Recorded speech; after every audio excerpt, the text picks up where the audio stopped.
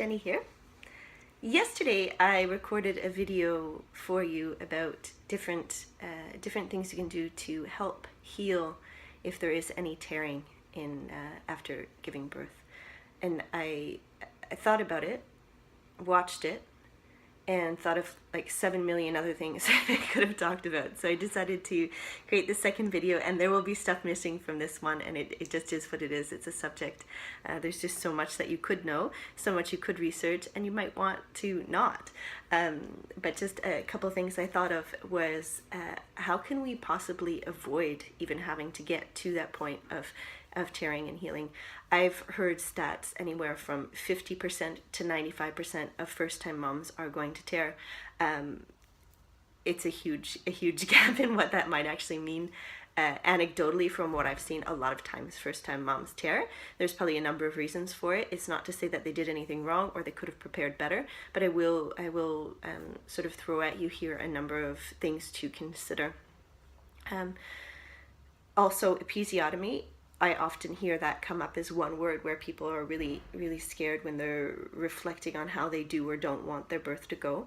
Depending where you are when you're watching this video, I can say that where I live, in Montreal, certainly other places in this country, which might not be the case depending on where you're watching from, the systematic episiotomy is not really as common as it was. I won't say it doesn't get done. For a long time it was, so an episiotomy is when they're cutting with scissors to make more space for baby, and they used to do it across the board to make more space. And in time and recommendations from obstetricians and gynecologists Canada, etc., now no longer doing it, knowing that healing of the regular tear that we were talking about yesterday is way easier, or often easier, than if it was just a straight cut. So to sew back something that is a little bit more jagged is going to be an easier heal. They will do an episiotomy if they have to, or I don't want to say they'll propose. It will be, for example, in case where they have to use a ventouse or a vacuum or forceps. They'll have to make more space in that way. So what else did I want to say about that? I wouldn't necessarily worry about putting no episiotomy in your birth plan if you do create a birth plan, because it's kind of a moot point.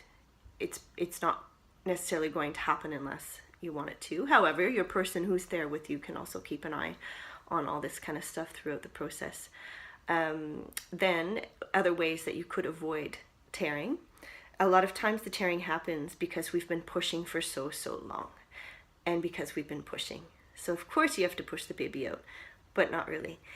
There's sort of many different outcomes, but two different scenarios that I'll give you. If you've had an epidural, you don't feel a whole lot of where to push. So women who have an epidural often end up pushing for quite a long time, and then as the pushing time is increased, so in that way is the chances of having some tearing.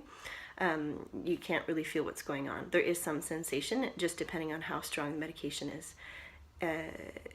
An option in that case, a couple of options in that case of having had an epidural, and it is often the way that they'll do it. A nurse will put a compress against the perineum as you're pushing, so that's really helpful. And if she's not doing it, it could be, you could ask. You probably wouldn't ask. It would be more your partner or your doula that would ask. There are also nurses who are going to prepare that area with some oil so baby can more easily slide out. And what else did I want to say about that? Also, in terms of like where am I doing this? It's possible for a nurse to put the fingers inside, and I don't know who's watching this video. It's going to get personal. Always will get personal. For me, in the hospital the first time, I did have an epidural, and I did have a wonderful nurse who came in and she said, nobody pushes for 3 hours with me. And I felt like I really had somebody on my team. And she inserted her fingers just at the very base, and she said, can you feel this? And I could feel. So because I could feel where she was placing the pressure, similarly to if it had been a compress, I knew where to localize, where to focus that pushing. And I pushed for 20 minutes with an epidural. So I thought that was really helpful. I was happy to have had her and her direction there, instead of just like what's going on, which is often the case that happens when you have an epidural.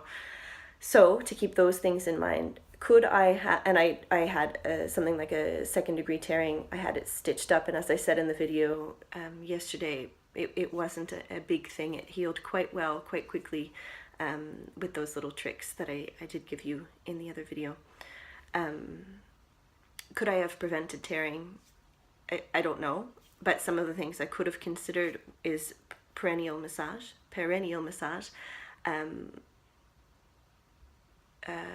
This is, like many things, not something that has been proven to be a guarantee that's going to prevent tearing.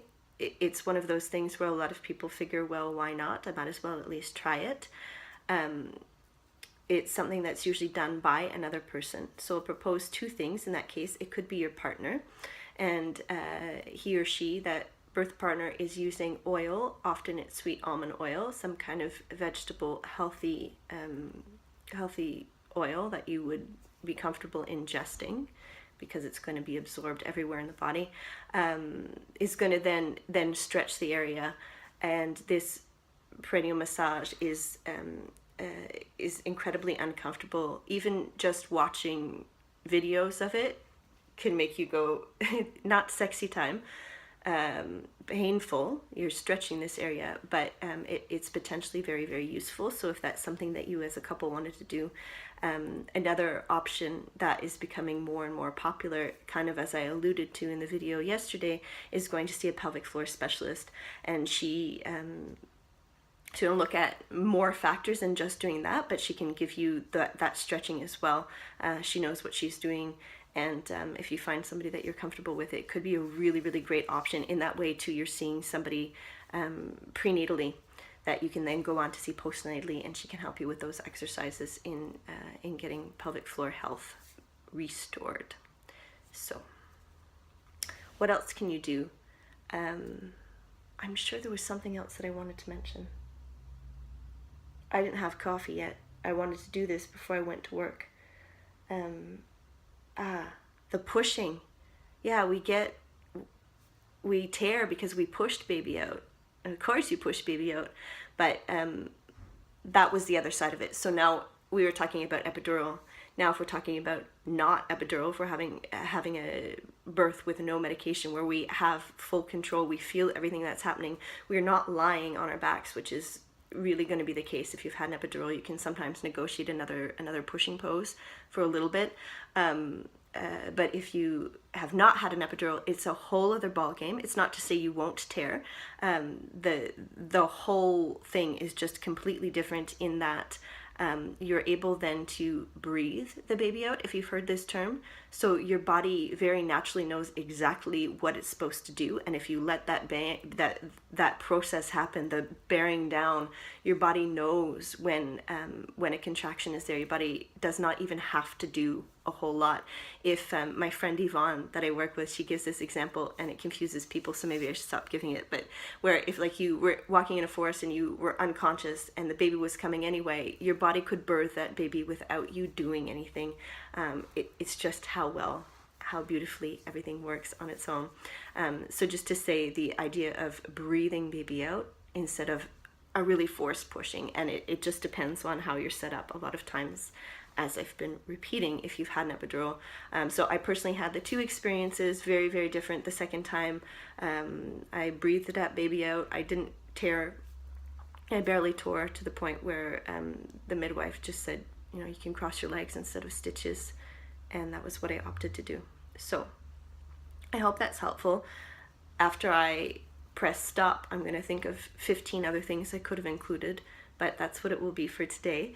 And as I mentioned in the other video, I have a workshop coming up on the 7th of this month, February 7th, 2018, about creating your own herbal kits for healing after birth, if that's applicable to you, if you're pregnant now, or if you have friends who are, or if you will be and you want to come hang out. It's at Café de l'Apache in Outremont on the 7th of February from 6 to 9 p.m. and it's usually a really nice group of doulas and people who have like-minded things to talk about. If you want to be in touch, Jenny at Jenny B Yoga jennybbee.com, Jenny B, JENNYBEE. And yeah, I wish you a wonderful day or a wonderful evening, depending on where you are watching this from, and take good care. Thank you.